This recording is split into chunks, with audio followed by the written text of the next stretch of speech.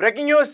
పాకిస్తాన్లోని Balochistan liberation army Pakistan army మీద attack చేసింది. దాదాపు 22 పాకిస్తాన్ సైనికుల్ని హతం చేసినట్టుగా కూడా ఒక వార్త వెలుగులోకి రావడం జరిగింది.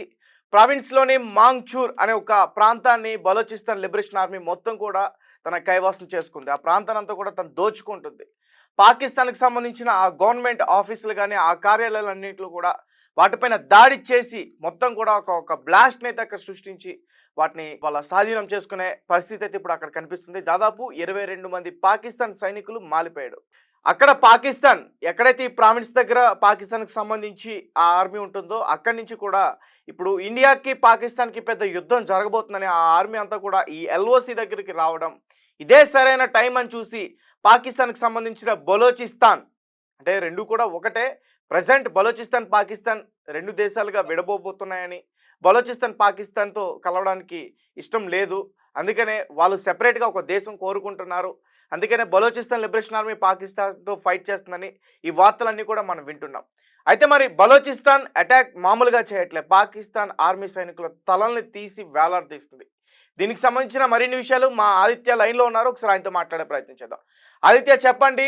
ఒక పక్క ఇండియాతో ఒక పెద్ద వార్ జరగబోతుందంటూ కూడా పెద్ద ఎత్తున వార్తలు వస్తుంటే, మరొక పక్క పాకిస్తాన్ని బలోచిస్తాన్ అతి దారుణంగా హతమార్చి వాళ్ళ ఆర్మీ సైన్యాన్ని హత్యలు చేస్తుంది. పహల్గామ్ ఉగ్రదాడి తర్వాత ఇప్పుడు పాకిస్తాన్ పరిస్థితి అధ్వాన్నంగా తయారైపోయింది. ఒకవైపేమో ఇండియా అంటే దౌత్యపరంగా లేకుంటే వాణిజ్యపరంగా ఆర్థిక పరంగా దెబ్బతీసేసింది, సింధు నది జలాల్ని ఆపేసింది, ఈ రకంగా ముప్పు తిప్పలైతే పాకిస్తాన్ ని పెట్టింది ఒకవైపు. మరోవైపు వాళ్ళ దేశంలో ఉన్న మిలిటెంట్లు అయిన బలూచిస్తాన్ వాళ్ళు చుక్కలు చూపిస్తున్నారని చెప్పుకోవాలి. తాజాగా తుర్బర్ దుక్కిలో ఆర్మీ కాన్వాయ్ల పైన ఈ బలూచిస్తాన్ లిబరేషన్ ఆర్మీ అటాక్ చేసింది. ఈ దాడిలో 22 మంది పాకిస్తాన్ సైనికులు హతమయ్యారు. సో చాలా మందికి గాయాలు కూడా అయ్యాయి. అయితే 6 బిఎల్ఎఫ్ ఫైటర్స్ కూడా మరణించడం జరిగింది. అయితే మరో ప్రాంతంలో ఈ ఇరు వర్గాల మధ్య తీవ్ర ఘర్షణ కూడా చోటు చేసుకుంది. కొన్ని పట్టణాల పైన ఈ బలూచిస్తాన్ లిబరేషన్ ఆర్మీ పట్టు కూడా సాధించింది. ఈ రకంగా ఒకవైపేమో బలూచిస్తాన్ ఆర్మీ పాకిస్తాన్ మీద దాడులు చేయడం, మరోవైపు భారత్ ఏమో ఉగ్రదాడికి దీటుగా కొన్ని నిర్ణయాలు తీసుకొని దాన్ని అంటే ఆర్థిక పరంగా దెబ్బతీసే విధంగా చేయడం, ఈ రకంగా మొత్తం కూడా పాకిస్తాన్ ముప్పు తిప్పలు అయితే పెట్టడం చూస్తున్నాం. సో అదే విధంగా ఇప్పుడు పాకిస్తాన్ ఎటువంటి నిర్ణయాలు తీసుకోబోతుంది దీని పట్ల అని చెప్పేసి కూడా చాలా మంది మాట్లాడుకున్నారు. వాళ్ళు ఒక కన్ఫ్యూజన్ స్టేట్ లోకి వెళ్ళిపోయారు, ఏం చేయాలి అని చెప్పేసి. ప్రెసెంట్ పాకిస్తాన్ పరిస్థితి చాలా దారుణంగా ఉంది. ఒక పక్క ఇండియా వారిపైన యుద్ధం ప్రకటిస్తే ఇండియాతో ఎలా యుద్ధం చేయాలని సన్నాహాలు చేస్తున్న టైంలో ఒక పక్క బలోచిస్తాన్ వెనక్కి నుంచి వెన్నుపోటు పొడుస్తుంటే పాకిస్తాన్ డిఫెన్స్ మినిస్టర్కి కవాజాకి పాకిస్తాన్ ఆర్మీ చీఫ్ ఆసిఫ్ మునీర్కి అసలు అర్థం కావట్లేదు. నిజానికి వీళ్ళు ఆ బలోచిస్తాన్ ఆర్మీ ఎక్కడ వీళ్ళని లిబరేషన్ ఆర్మీ వేసేస్తారు, అంటే వీళ్ళని ఎక్కడ హతమారుస్తారని చెప్పేసి వీళ్ళిద్దరూ కూడా దాక్కుంటున్నారు. ఇది కూడా వాళ్ళ న్యూస్ ఛానల్స్లోనే వస్తున్నాయి న్యూస్. ఎక్కడ ఆ బలోచిస్తాన్ ఆర్మీకి వీళ్ళు ఎక్కడ దొరికితే వాళ్ళు వీళ్ళని అంతం చేస్తారనే భయంతో వీళ్ళు దాక్కుంటున్నారు.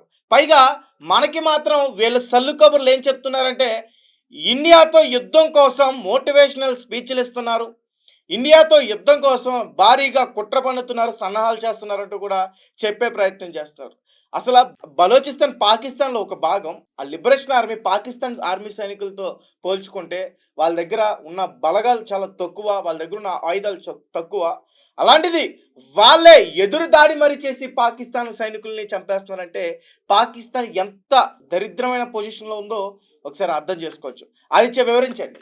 అంటే పాకిస్తాన్ పరిస్థితి ఏ విధంగా ఉందంటే ముక్కలు కాబోతుందా అన్నట్టుంది. ఒకవైపు ఏమో బలూచిస్తాన్ స్వాతంత్రం కోసం బలోచ్ లిబరేషన్ ఆర్మీ మొత్తం పాక్ ప్రభుత్వం సైన్యంతో భీకరమైన దాడులకు దిగడం చూస్తున్నాం. అంటే బలూచిస్తాన్ స్వతంత్ర దేశం కావాలని చెప్పేసి వాళ్ళు కోరుకుంటున్నారు. మరోవైపు ఏంటి, భారత్ దేశమేమో ఈ పిఓకే ఏదైతే ఉందో పాక్ ఆక్రమిత కాశ్మీర్ స్వాధీనం చేసుకునేందుకు కూడా చర్యలు చేపడుతున్నట్టు వార్తలు అయితే వస్తున్నాయి. ఇక పిఓకే ప్రజలు కూడా తాము భారత్ లోనే కలుస్తామని ఎప్పటి నుంచో కూడా డిమాండ్లు ఆందోళన చేస్తున్నారు. ఈ విధంగా పాకిస్తాన్ ని ఇటు పిఓకే భారత్ అండ్ అటు బలూచిస్తాన్ గా వాళ్ళు మిలిటెంట్లు చీల్చడానికైతే ప్రయత్నాలు అయితే జరుగుతున్నాయి. సో ఈ విధంగా పాకిస్తాన్ ఏమన్నా ముక్కలయ్యే అవకాశాలు ఉన్నాయా అంటే ఇప్పుడున్న ఈ పరిస్థితుల్లో ఇది పాసిబుల్ అని చెప్పేసి కూడా అంటున్నారు. అంటే మన పిఓకేని మనం సొంతం చేసుకునే ఒక సువర్ణ అవకాశం దొరికిందని చెప్తున్నారు. అటు బలూచిస్తాన్ వాళ్ళు ఎప్పటి నుంచో పోరాటం చేస్తున్నారు కాబట్టి స్వతంత్ర దేశం కోసం వాళ్ళకు కూడా ఇది ఒక మంచి ఛాన్స్ ఈ సిచ్యువేషన్ లో అని కూడా అంటున్నారు. సో మరి ఏమన్నా ముక్కలయ్యే అవకాశాలు కనిపిస్తున్నాయని చూడాలి, తొందరలో తెలిసిపోతుంది. సో ఏం జరుగుతుందో చూద్దాం. మరి ప్రావిన్స్ లోని రహీమాబాద్ అనే ఒక బ్రిడ్జ్ దగ్గర లిబరేషన్ ఆర్మీ ఒక పెద్ద బాంబుని పేల్చింది. కొంతమంది సైనికులు చనిపోయారు. అలాగే మరికొంతమంది సైనికులు పాకిస్తాన్ ఆర్మీ ఎవరైతే ఉన్నారో, ఆ సైన్యం ఎవరైతే ఉన్నారో వాళ్ళు ఈ బలోచిస్తాన్ వాళ్ళకే దొరికారు. వాళ్ళేం చేస్తున్నారో తెలుసా? వాళ్ళ బట్టలు విప్పించి వాళ్ళు అక్కడ కూర్చోబెట్టి పాకిస్తాన్‌కి కబురు పంపించారు. మీరు మర్యాదగా మా మాట వింటారా? సరే, సరే. లేదంటే మాత్రం ఇలానే మీ ప్రతి ఒక్క ఆర్మీ సైనికుడికి ఇదే గతి జరుగుతుంది. అలాగే ఏదో ఒక రోజు మీ ఆసిఫ్ మునీర్ తలను కూడా మేము తీసేస్తాం, తీసుకెళ్ళిపోతాం అంటూ కూడా లిబరేషన్ ఆర్మీ చీఫ్ ఎవరైతే ఉన్నారో ఆయన మాట్లాడడం జరిగింది. ఒకసారి పూర్తిగా అతను ఏం మాట్లాడాడో కూడా ఒకసారి మనం చూసే ప్రయత్నం చేద్దాం. ఎందుకంటే పాకిస్తాన్ అలాగే చైనా ఈ 2 దేశాలు కూడా బలోచిస్తాన్‌లో ఉన్న వనరులన్నీ కూడా దోచుకుంటున్నాయి. ఇక్కడ ప్రజలు ఆకలితో చనిపోతున్నారు. అందుకే మేము స్వాతంత్ర దేశాన్ని కోరుకుంటాం అంటూ కూడా అతను మాట్లాడడం జరుగుతుంది. అవును, చైనా, పాకిస్తాన్ కలిసి నిజంగానే ఈ బలోచిస్తాన్‌లోకి సంబంధించిన చాలా కూడా భూమిలో వస్తున్న అవన్నీ కూడా ఆళ్ళు దోచుకునే ప్రయత్నం చేస్తున్నారు. ఒకసారి అతను ఏం మాట్లాడాడో ఒకసారి మనం క్లియర్‌గా ఒకసారి వినే ప్రయత్నం చేద్దాం. Motive of our attack was very clear. It was a simple and clear message to China and Pakistan to withdraw immediately from Balochistan. So ఎట్టి పరిస్థితుల్లో పాకిస్తాన్, బలోచిస్తాన్ విడిపోవాల్సిందే. బలోచిస్తాన్ మాకు ఇండిపెండెంట్‌గా మాకొక కంట్రీ కావాల్సిందే. మేము స్వాతంత్రం కోరుకుంటున్నాం. పాకిస్తాన్ నుంచి మేము విముక్తిని కోరుకుంటున్నాం. ఇన్ని రోజుల పాటు మేము పాకిస్తాన్‌లో కలిసి ఉండటం మా దురదృష్టకరం. కాబట్టి బలోచిస్తాన్ మేము బలంగా ఉన్నాం, బలపడతాం. మా ప్రాణాలైనా సరే మేము తెగించి మేము ఖచ్చితంగా బలోచిస్తాన్ని సాధిస్తామంటూ కూడా వాళ్ళు చెప్పే ప్రయత్నం అయితే చేస్తున్నారు. మరొక పక్క పాకిస్తాన్ ఏమో ఇండియా మీదకి మేము మిసైల్స్ పంపిస్తున్నాం, అవి పంపిస్తున్నాం. మా దగ్గర ఇన్ని జెట్స్ ఉన్నాయి, ఆయుధాలున్నాయి, అణుబాంబులున్నాయి, 170 అణుబాంబులున్నాయి, 175 జెట్స్ ఉన్నాయి. ఇవన్నీ కూడా కబుర్లు చెప్పే ప్రయత్నం చేస్తుంది.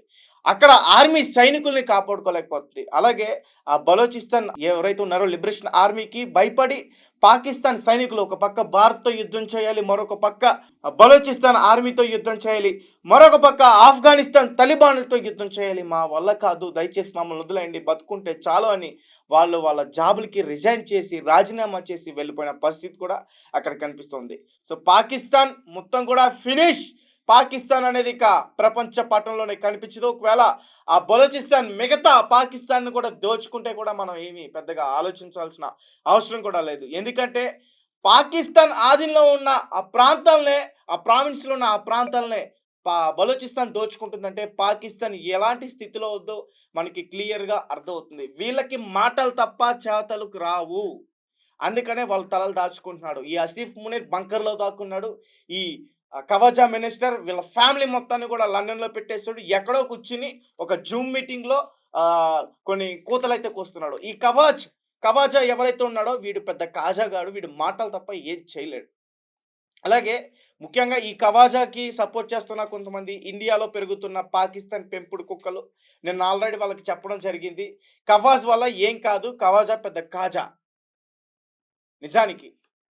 ఎందుకంటే మా దగ్గర ఉన్నాయి, ఇవి ఉన్నాయంటూ మా సింధు నదిని పేల్చేస్తాం మేము, డ్యాములు కడితే ఇండియా వల్ల అంతు చూస్తాం, దాన్ని యుద్ధంగానే మేము పరిగణనలోకి తీసుకుంటాం. మోదీ తల తీసుకెళ్తే అక్కడ వేలాడదీస్తాం.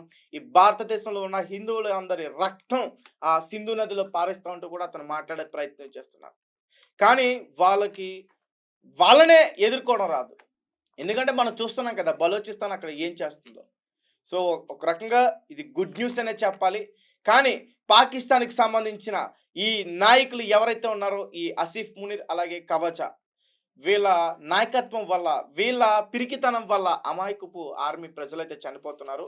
అందుకనే వాళ్ళు ముందుగానే గ్రహించి అక్కడికి రాజీనామా చేసి వాళ్ళు వెళ్ళే ప్రయత్నం చేస్తారు. మరి ఏమవుతుందో చూడాలి. పీఓకే కూడా మన ఇండియాకి దక్కబోతుంది. దాన్ని ఎట్లయినా సరే మనం స్వాధీనం చేసుకుంటాం. అలాగే ముఖ్యంగా జాబర్ ఎక్స్‌ప్రెస్‌ని హైజాక్ చేసి గతంలో ఈ బలోచిస్తాన్ లిబరేషన్ ఆర్మీ పాకిస్తాన్ సైనికుల్ని ఎలా మట్టుబెట్టిందో కూడా తెలుసు.